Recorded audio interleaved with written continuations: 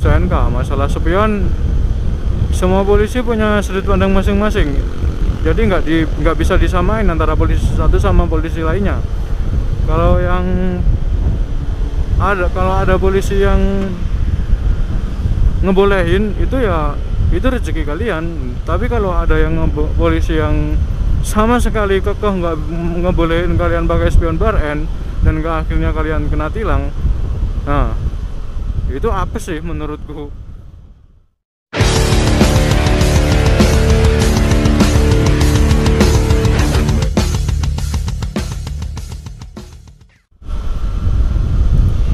Itu yang pertama, masalah spion bar N. Belum lagi knalpot racing.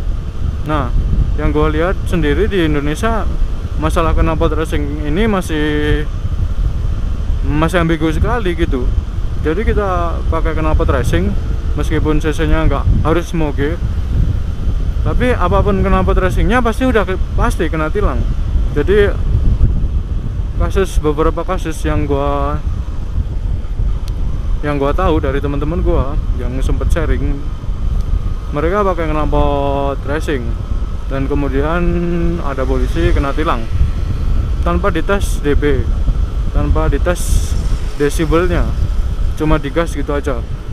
Kondisi motor nggak ada beban, jadi digas sampai limit ya, suaranya emang keras seperti itu knalpot racing.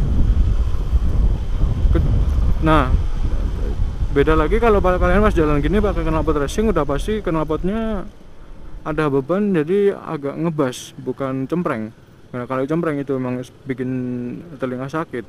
Semua polisi juga nggak suka. Nah, jadi yang perlu dikoreksi di sini adalah DB testernya, bukan polisinya atau peraturannya. Kalau kalian pakai knalpot racing, ya inisiatif sendiri kalian bawa DB tester. Terus kalian cek cc motor kalian berapa, terus desibel dari undang-undang dari cc tersebut itu berapa, kalian tes kalau ada polisi. Sebelumnya kalian tes dulu sih, sebelum jalan itu kalian tes dulu kalau di bawah desibel, dalam artian di bawah desibel tanpa beban ya, maksudnya motor tanpa beban, suaranya tanpa beban, jadi kan cempreng gitu kan sih.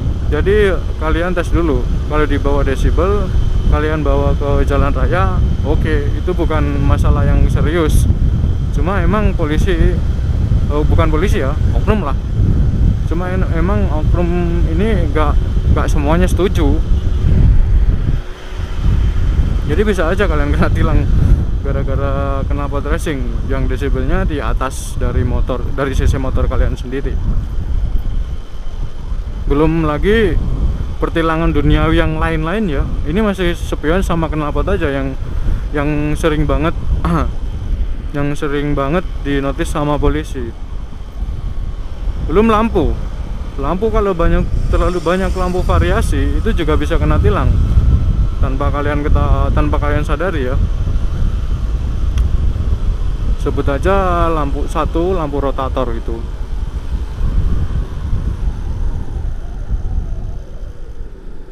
Lampu rotator juga bisa aja kena tilang karena terlalu banyak. Dan lampu rotator pun juga yang menggunakan bukan hanya orang biasa ya, yang gunakan itu oknum yang punya kepentingan tersendiri.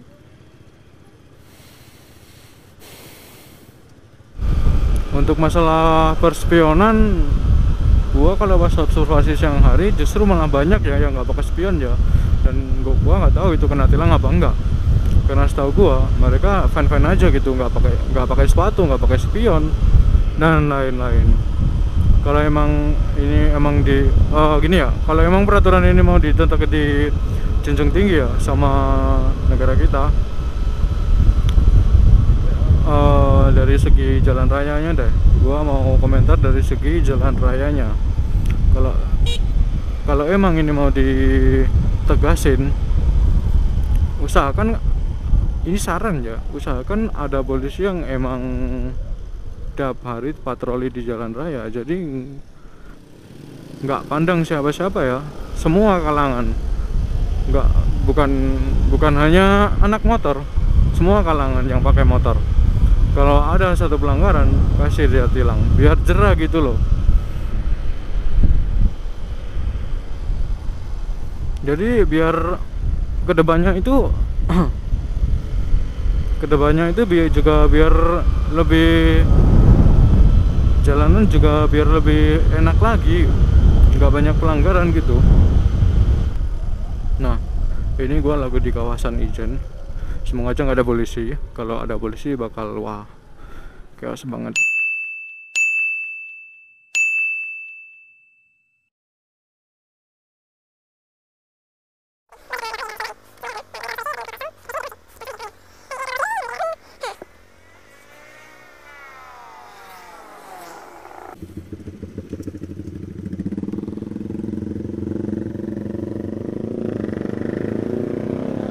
Gua biarin udah berapa kali.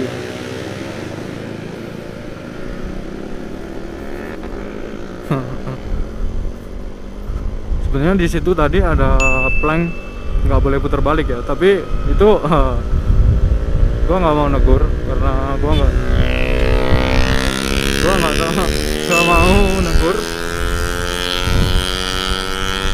mau negur dia, bukannya apa-apa ya. Ya respect aja. Gua kalau masalahnya seperti itu, takutnya kalau gua negur dia marah, akhirnya road rage. Nah, road rage sendiri kalau hal yang nggak perlu, apalagi mengingat kalau kita ini naik motor tujuannya cuma satu, pulang ke rumah. Ya, tujuan gua naik motor cuma satu, pulang ke rumah. Belum, kalau tujuan yang kedua ya gua nikmatin jalan, bukan baku hantam sama orang lain. itu hal yang konyol sih menurut gua. Tapi emang itu view-nya gede. Gua juga nggak munafik, road rage itu view-nya gede, cuma resikonya bro. Ya kalau yang lo hadapin itu cuma orang biasa. Ini di jalan raya ini 1001 profesi. Belum kalau yang lo hadapin itu ternyata anaknya tentara. Yang bisa aja lu tanpa bukti ya, lu nggak ngerekam, lu nggak apa, tiba-tiba lu marah-marah sama dia karena dia ngelanggar ini dan lu nggak ada bukti, nggak saksi, akhirnya lu dikasih dijadiin kasus, dituntut karena penganiayaan. Konyol kan ya. Gua nggak mau terlibat sama hal-hal yang seperti itu, kecuali emang udah ngebahayain banget.